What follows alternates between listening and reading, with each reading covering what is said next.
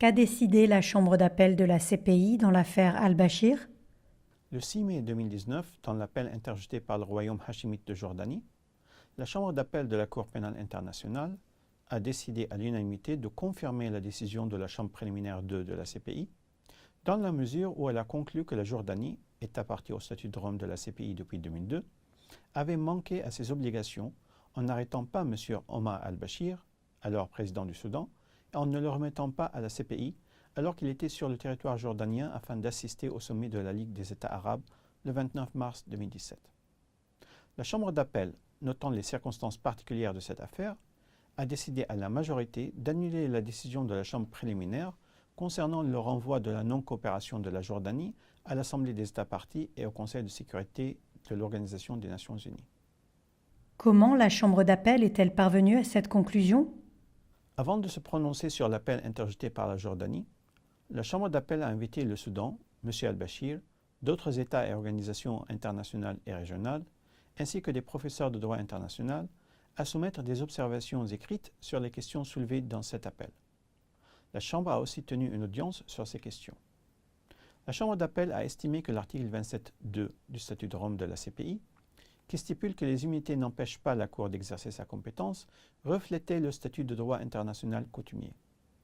Elle a conclu qu'il n'y avait pas d'immunité des chefs d'État en droit international coutumier vis-à-vis d'un tribunal international. Ainsi, dans les circonstances où la Jordanie, État partie, est invitée à arrêter à remettre M. al-Bashir, chef de l'État de Soudan à l'époque des faits, alors que le Soudan est tenu de coopérer conformément au statut de Rome de la CPI en raison de la résolution 1593 du Conseil de sécurité, l'immunité des chefs d'État est également inapplicable. La Chambre d'appel a en outre conclu à la majorité que la Chambre préliminaire avait estimé à tort que la Jordanie n'avait pas demandé la tenue de consultation avec la Cour. La Chambre d'appel a donc décidé d'annuler la décision renvoyant la non-coopération de la Jordanie à l'Assemblée des États parties et au Conseil de sécurité. De quel crime est suspecté M. al-Bashir?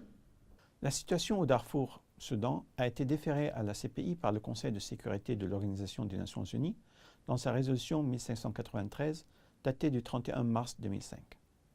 Le procureur de la Cour a ouvert une enquête en juin 2005 et le 4 mars 2009 et 12 juillet 2010, la CPI a délivré à l'encontre de M. al-Bashir 2 mandats d'arrêt pour 5 chefs de crimes contre l'humanité, meurtre, extermination, transfert forcé, torture et viol, pour 2 chefs de crimes de guerre, le fait de diriger intentionnellement des attaques contre une population civile en tant que telle ou contre des personnes civiles qui ne participent pas directement aux hostilités, et pillage.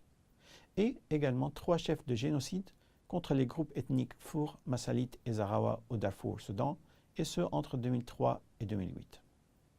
Que va-t-il ensuite se passer dans l'affaire al-Bashir? La CPI compte sur la coopération des États parties et des États tenus de coopérer avec elle conformément aux résolutions du Conseil de sécurité des Nations Unies, notamment en ce qui concerne l'arrestation et la remise des suspects.